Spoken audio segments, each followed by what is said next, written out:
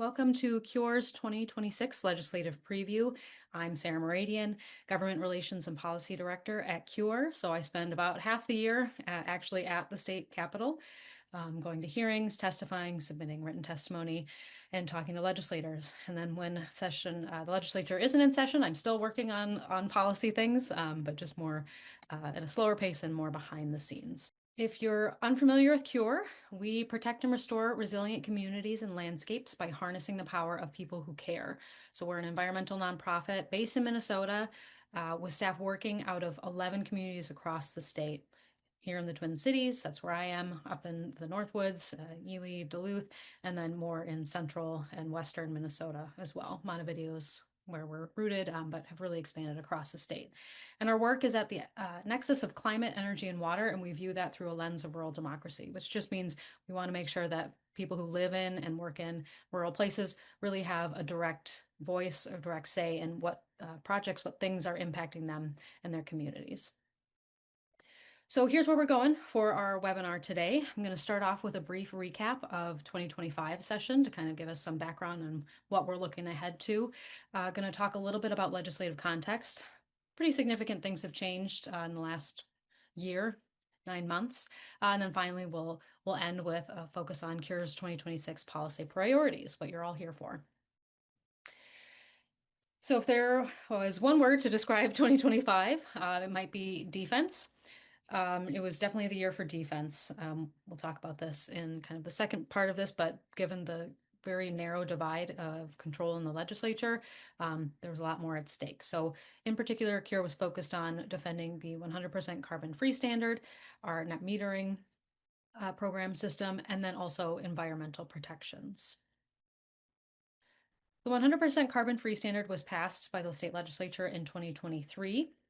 It requires all utilities, so the big investor-owned utilities like Xcel and rural electric co-ops and municipal utilities to provide 100% of Minnesota customers' electricity from carbon-free resources by 2040. And the statute defines carbon-free explicitly as a technology that generates electricity without emitting carbon dioxide. In 2025, we saw multiple attempts to erode that law by creating utility-specific exemptions. So, for example, saying that rural electric co-ops didn't need to comply with any or only some of the benchmarks set out in the 100% carbon-free standard. And then there were also some language about extending off-ramps. And then there were also generation-specific exemptions, including carbon-emitting sources like woody biomass and biodiesel, which, when burned to create electricity, of course, emit carbon dioxide. Support for these exemptions occurred across party lines. There were Democrats, Republicans for all of these in different ways. But ultimately, there was no change in the law in 2025. So efforts to defend the 100% carbon-free standard were successful in 2025. Net metering is a longstanding program that helps make rooftop solar financially viable by giving homeowners a credit on their bill for energy produced by their system that's provided back to the grid. There were attempts made to weaken net metering by reducing the amount paid to participating homes when their generation exceeds their use in 2025. The attempts to weaken it were made in 2025. And the arguments mostly focus, both in 2025 and just generally focus on this perception of cost to the utility and fairness, this idea that there's some sort of cost shift happening. There was a lot of public and business pushback on those bills in 2025. So ultimately, there was no change in the law in 2025. And then finally, environmental protections. There were some obvious attempts to weaken environmental review, kind of just stripping things down generally. But then I also want to note that there's sometimes under kind of this guise of permitting reform, trying to make it easier for businesses to operate in the state. Sometimes those can include things that really are weakening environmental protection or are weakening the public's ability to participate and understand the project. But they can also show up, a lot of these environmental protections or kind of environmental impacts can show up in unrelated bills. So this is just one example. There's a minor unemployment bill that came through that was introduced last year, but there were two environmental adjacent related things that came up about the site-specific sulfate standard and then also reactive mine waste. So those were ultimately stripped out of this particular bill, but just an example of what can sometimes happen. In 2025, there were changes made to how and who and in what way people can petition for an environmental assessment worksheet. And that's really kind of the first step in environmental review. I'll do a quick plug. We're doing an environmental review webinar on Wednesday. So if you want to learn more about an environmental assessment worksheet, you should definitely come to that. But an environmental assessment worksheet is really kind of the first step in understanding if a project might have environmental impacts. So in Minnesota, folks can petition for an environmental assessment worksheet.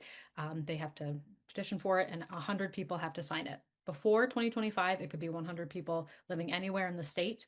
In 2025, that was changed to only folks who are living in the county where the proposed project would be located, or in an adjacent county. And that probably doesn't sound like that big of a deal to folks in the cities, or maybe even around some of the other bigger metro type areas. So Duluth, Rochester, Mankato, St. Cloud. But when you really start looking further out in Minnesota, some of the really far corners of the state, that does limit who's able to petition for environmental assessment worksheet, even in areas that they might themselves feel a connection to or might be impacted by if they're downstream, say. So in addition to defense, 2025 was really a year about data centers. We knew that that was going to be a topic that came up. I don't think anybody, any organization expected just how big of an issue it became.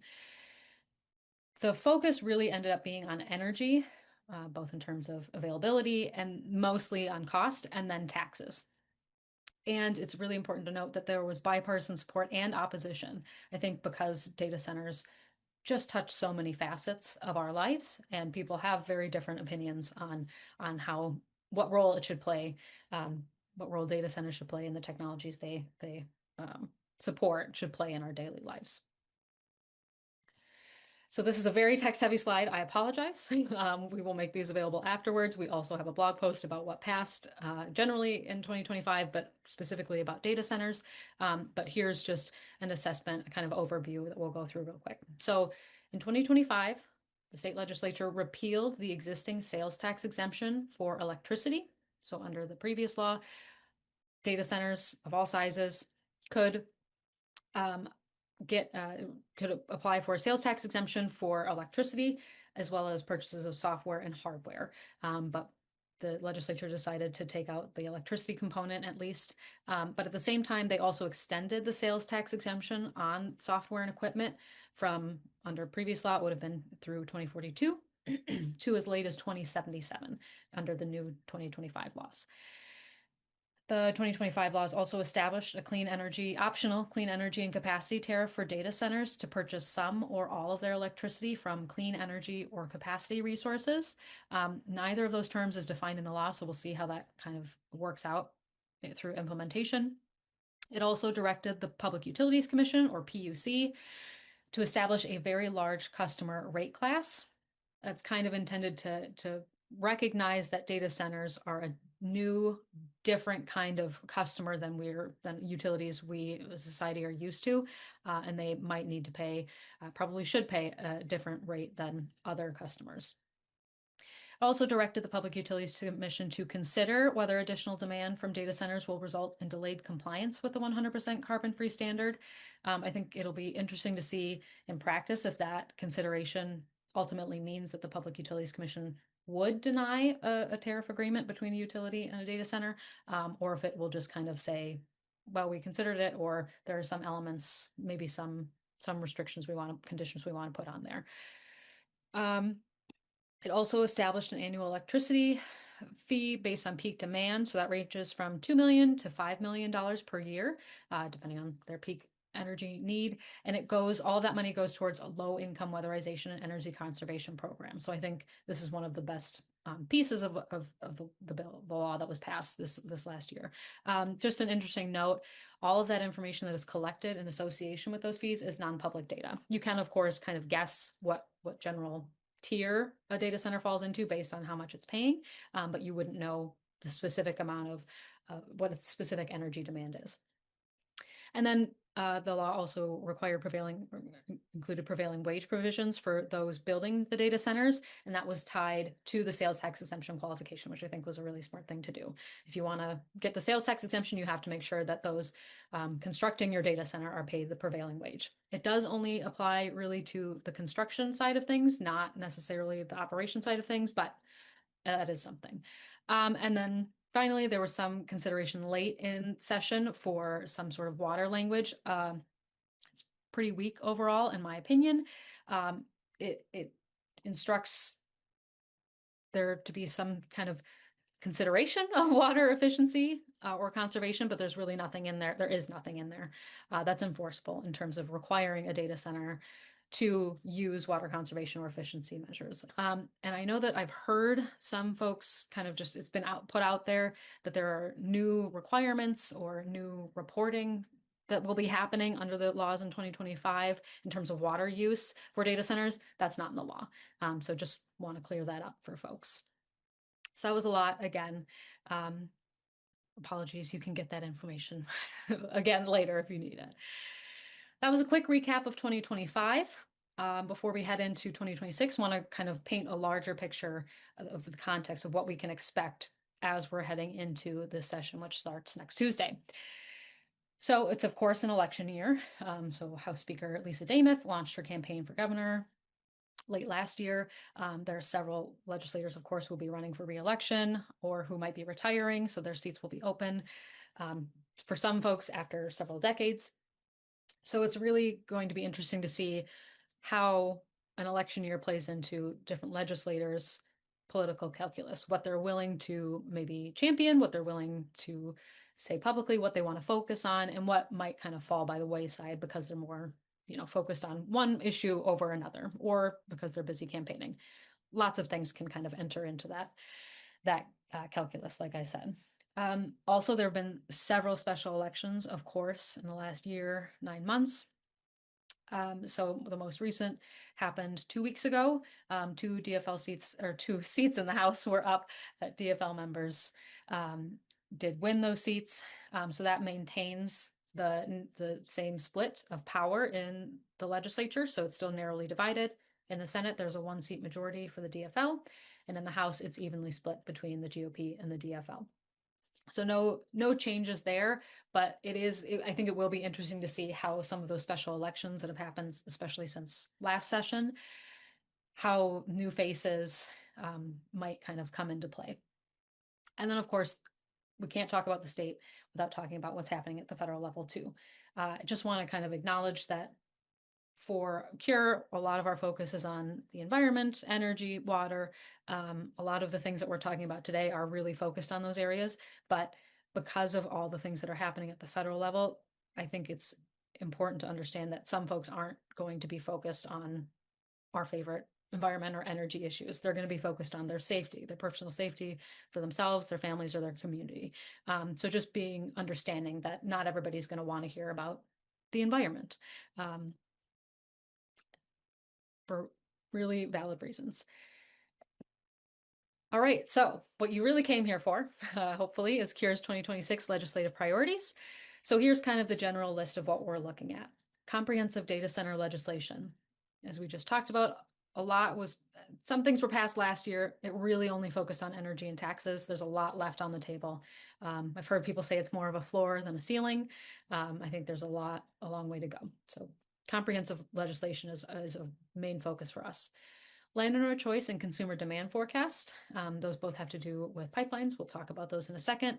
And then continuing our defense on 100% carbon-free standard, net metering, and environmental review. We'll go through each of these as they come up. So first of all, comprehensive data center legislation. So CURE was one of several organizations that was working hard to learn, react, respond quickly last year at the legislature. That same group of organizations generally continued that work through the end of session and then continued working together through summer and fall to come up with kind of our list of key issues that we saw that weren't addressed last year in session in terms of data centers. So this is kind of the list we came up with. First and foremost would be a temporary moratorium. This would not be long-term. This would really allow the state to kind of pause, take a break, do a far-reaching study, an assessment of what we know about hyperscale data centers, what resources they might draw upon from the state, and what that kind of looks like. What's the true cost benefit analysis? Also really interested in a data center specific permit. So there are different elements of permit or different permits that different elements of a data center, hyperscale data center would need to get. But there is not a permit for the data center itself. And so from our perspective, there's a concern that we're kind of missing pieces, or there's really no, in a permit for maybe energy generation. It might not be brought by the data center itself, would be brought by a utility maybe, that you're not really getting to maybe the lighting issues or siting in terms of like setbacks, things like that of the data center itself. So having a data center specific permit would allow you to look more holistically at the whole project. Also requiring a mandatory environmental impact statement for hyperscale data centers.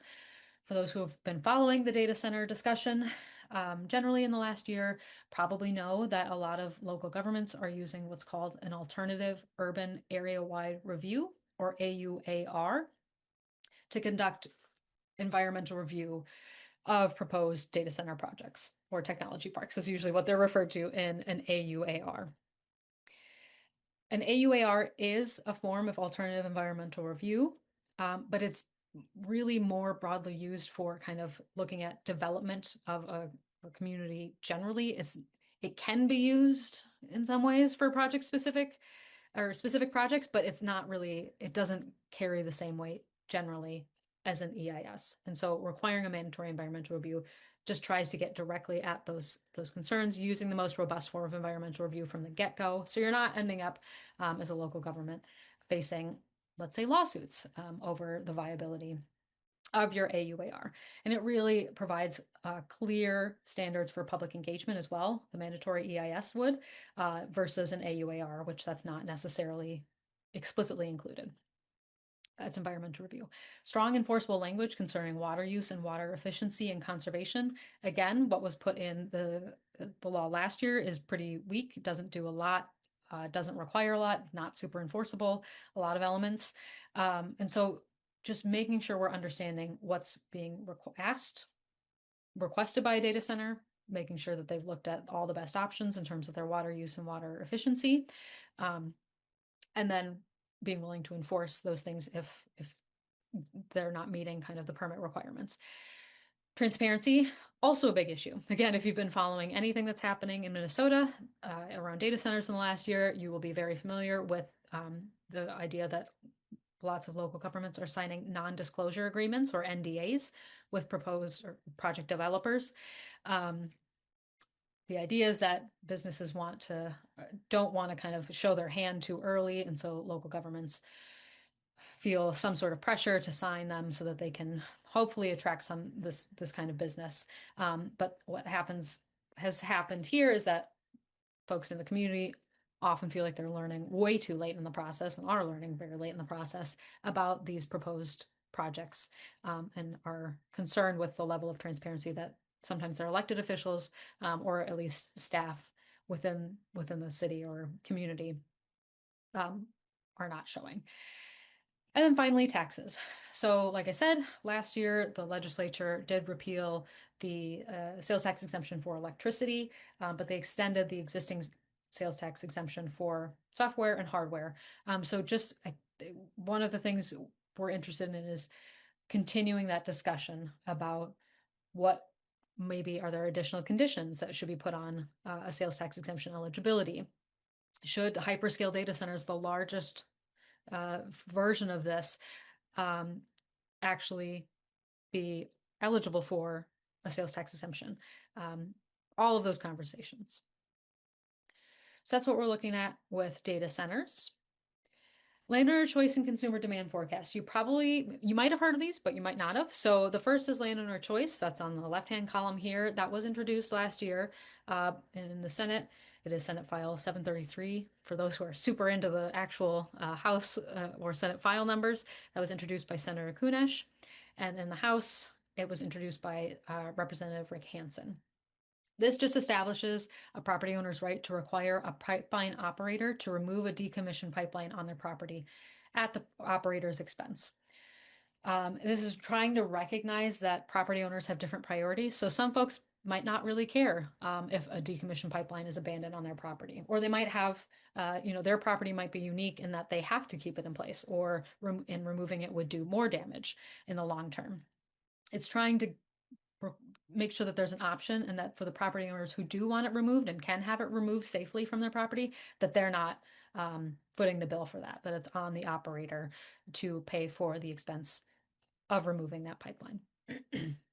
And we've got consumer demand forecasts. So there's no bill number yet, it hasn't been introduced, but it's recognizing that accurate forecasting for products in a pipeline must be determined based on consumer demand, not supplier demand. There's a concern that if you're looking only at supplier demand, that might be inflated. It's not really looking at what's actually needed in the long term.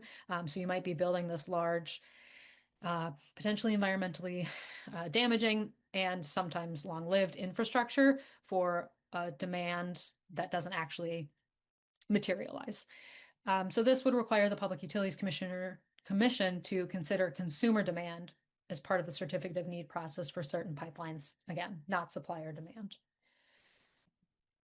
And then we've got our defense again.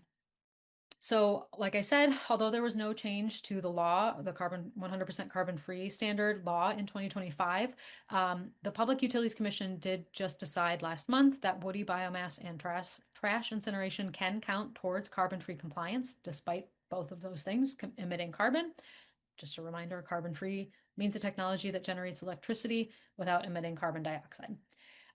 And because some of the bills were introduced last year, like I mentioned, that would exempt certain utilities or might create a longer off ramp, or include additional types of carbon emitting technology or carbon emitting sources as carbon free. I think it's very likely additional rollbacks will come back up again during 2026. So we're ready to continue defending what remains of carbon free standard, so that's not further weakened. Net metering defense, again, net metering remained unchanged in 2025, but we know that there will be efforts to weaken or eliminate the program again in 2026. Minnesota Rural Electric Association has been pretty clear about that, has said it multiple times publicly. And while we opposed weakening and continue to oppose weakening or eliminating the program, we do support a third path. So one that studies the true costs and benefits of the policy that rural electric co-ops in particular are concerned about, but also preserving the existing setup for those who are already participating. A lot of folks get solar panels on their roof with an expected a certain amount of time for expected payout, and so pulling the rug out from under them after they've made these purchases is really not fair, and I would assume not what anybody would want.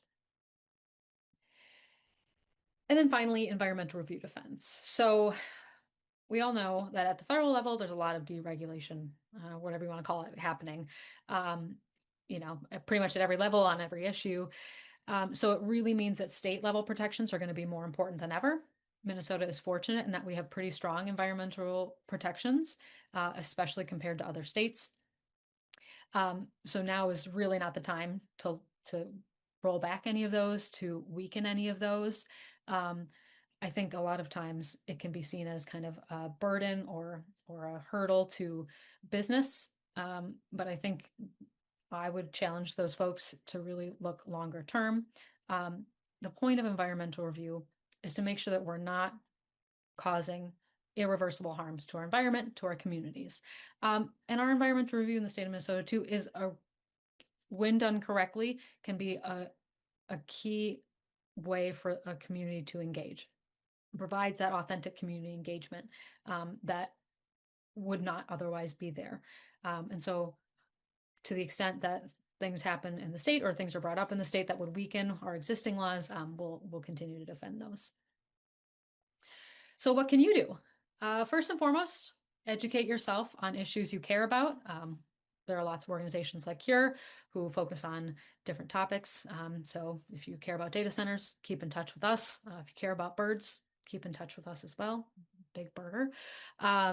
But no, seriously, just continue to educate yourself from trusted resources. And then contacting your legislators. So we will put in the chat a link that the state runs to provide, to figure out who your legislators are, who represents you. Um, just remember, they represent you, they're there for you. You can call them. That's usually the most effective if you're wanting to talk to them, share your concerns, share your support for bills. Doesn't always have to be negative. They sure like to hear when you support bills as well. You can email them. You can even ask for a meeting if you're interested in that. Can't always do that, but they do like to hear from and need to hear from their constituents. You can also always engage in lobby or rally days at the Capitol. Here are three that are coming up that I know about. There's a Rise and Repair Rally Day, a data center specific rally day if you're really interested in that, and then Land Stewardship Project's annual Family Farm Breakfast and Lobby Day later in March. Um, and then, of course, you can follow Cure for periodic updates throughout session. So last year we did periodic blog posts, and we intend to do that as well. And then, of course, if you're subscribed to our lists, we send out emails when there are certain action alerts or certain bills, certain hearings coming up that are important for people to follow. And then you can always, of course, support our work. So in these times, it's really difficult. Like I said, a lot of different things are going on. People have different focuses, things that they're focusing on, issues. So to the extent you're able, please do consider donating to Cure so that we can continue our work as the leading voice on these issues at the nexus of energy, water, and community, especially in rural places.